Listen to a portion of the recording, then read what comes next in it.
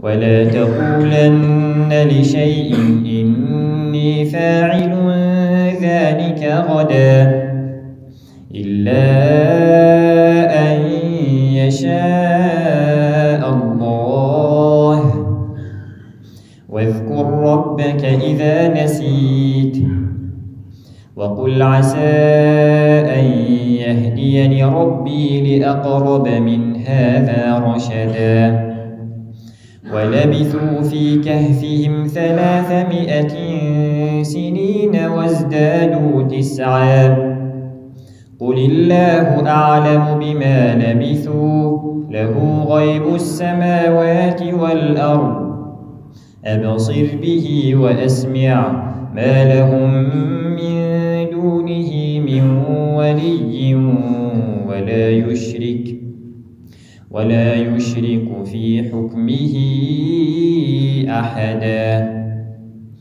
واتل ما أوحي إليك من كتاب ربك لا مبدل لكلماته ولن تجد من دونه ملتحدا. واصبر نفسك مع الذين يدعون ربهم بالغداة والعشي يريدون وجهه ولا تعد عيناك عنهم تريد زينة الحياة الدنيا ولا تطع من أغفلنا قلبه عن ذكرنا واتبع هواه وكان أمره فرطا. وقل الحق من ربكم فمن شاء فليؤمن ومن شاء فليكفر. إنا أعتدنا للظالمين نارا أحاط بهم سرادقها وإن يستغيثوا يغاثوا بماء كالمهل يشوي الوجوه بئس الشراب وساءت مرتفقا.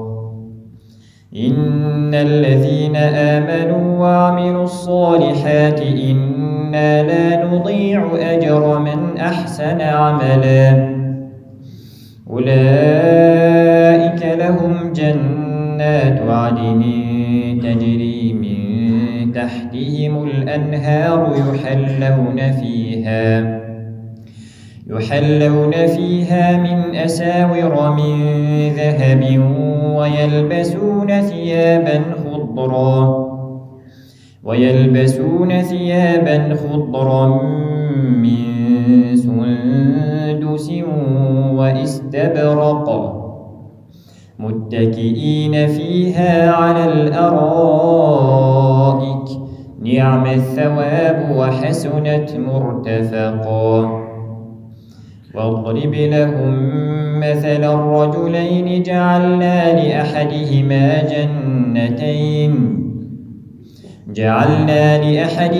جنتين من أعناب وحففناهما بنخل وجعلنا بينهما زرعا كلتا الجنتين آتت أكلها ولم تظلم منه شيئا وفجرنا خلالهما نهرا. وكان له ثمر فقال لصاحبه وهو يحاوره أنا أكثر منك مالا وأعز نفرا. ودخل جنته وهو ظالم لنفسه قال ما أظن أن تبيد هذه أبدا وما أظن الساعة قائمة ولئن رددت إلى ربي لأجدن خيرا منها منقلبا. قال له صاحبه وهو يحاوره أكفرت بالذي خلقك من تراب ثم من نطفة ثم سواك رجلا لكن هو الله ربي ولا أشرك بربي أحدا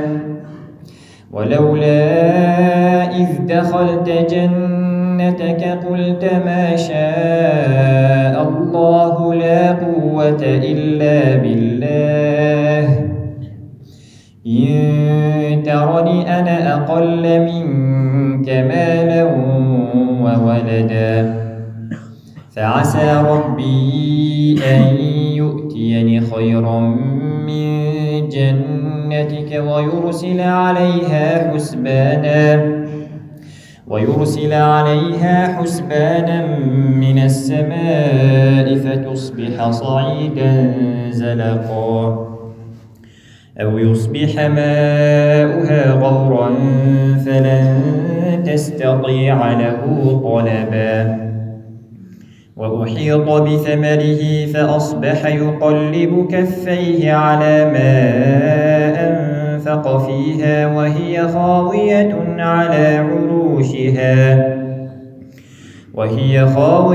على عروشها ويقول يا ليتني لم أشرك بربي أحدا ولم تكن له فئة ينصرونه من دون الله وما كان منتصرا هنالك الولاية لله الحق هو خير ثوابا وخير عقبا واضرب لهم مثل الحياة الدنيا كماء أنزلناه من السماء فاختلط به نبات الأرض فأصبح هشيما تذروه الرياح وكان الله على كل شيء مقتدرا المال والبنون زينة الحياة الدنيا والباقيات الصالحات خير عند ربك ثوابا وخير أملا ويوم نسير الجبال وترى الأرض بارزة وحشرناهم فلم نغادر منهم أحدا وعرضوا على ربك صفا لقد جئتمونا كما خلقناكم أول مرة بل زعمتم أن لن نجعل لكم موعدا ووضع الكتاب فترى المجرمين مشفقين مما فيه ويقولون يا ويلتنا ما لهذا الكتاب لا يغادر صغيرة ولا كبيرة إلا أحصاها ووجدوا ما عملوا حاضرا ولا يظلم ربك أحدا وإذ قلنا للملائكة اسجدوا لآدم فسجدوا إلا إبليس كان من الجن ففسق عن أمر ربه أفتتخذونه وذريته أولياء من دوني وهم لكم عدو بئس للظالمين بدلا ما أشهدتهم خلق السماوات والأرض ولا خلق أنفسهم وما كنت متخذ المضلين عضدا ويوم يقول نادوا شركائي الذين زعمتم فدعوهم فلم يستجيبوا لهم وجعلنا بينهم موبقا ورأى المجرمون النار فظنوا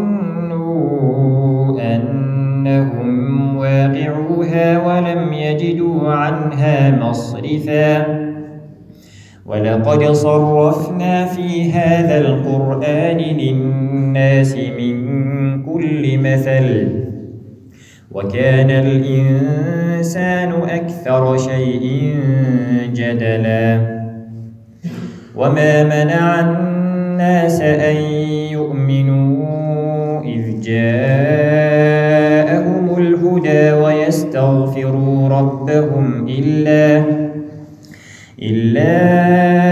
أن تأتيهم سنة الأولين أو يأتيهم العذاب قبلا وما نرسل المرسلين إلا مبشرين ومنذرين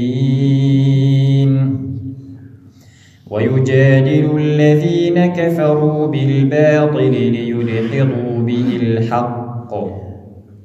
واتخذوا آياتي وما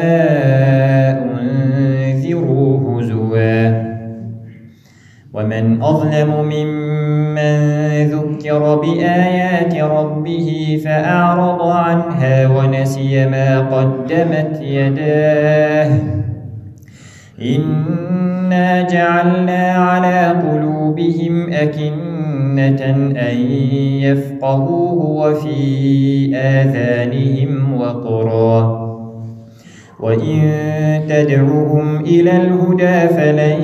يهتدوا إذن أبدا وربك الغفور ذو الرحمة لو يؤاخذهم بما كسبوا لعجل لهم العذاب بل لهم موعد لن يجدوا من دونه موئلا وتلك القرى أهلكناهم لما ظلموا وجعلنا لمهلكهم موعدا وإذ قال موسى لفتاه لا أبرح حتى أبلغ مجمع البحرين أو أمضي حقبا فلما بلغا مجمع بينهما نسيا حوتهما فاتخذ سبيله في البحر سربا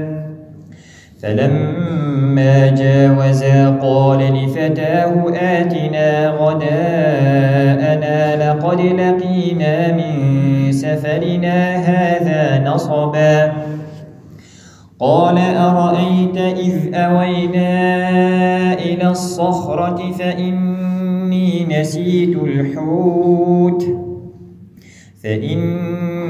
نسيت الحوت وما أنسانيه إلا الشيطان أن أذكره واتخذ سبيله في البحر عجبا قال ذلك ما كنا نبغ فارتدا على آثارهما قصصا فوجدا عبدا من عبادنا آتيناه رحمة من عندنا وعلمناه من لدنا علما قال له موسى هل أتبعك على أن تعلمني مما علمت رشدا قال إنك لن تستطيع معي صبرا وكيف تصبر على ما لم تحط به خبرا قال ستجدني إن شاء الله صابرا ولا أعصي لك أمرا قال فإن اتبعتني فلا تسألني عن شيء حتى أحدث لك منه ذكرا فانطلقا حتى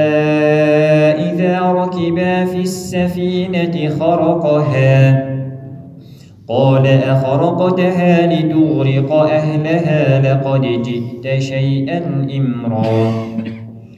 قال ألم أقل إنك لن تستطيع معي صبرا قال لا تؤاخذني بما نسيت ولا ترهقني من أمري عسرا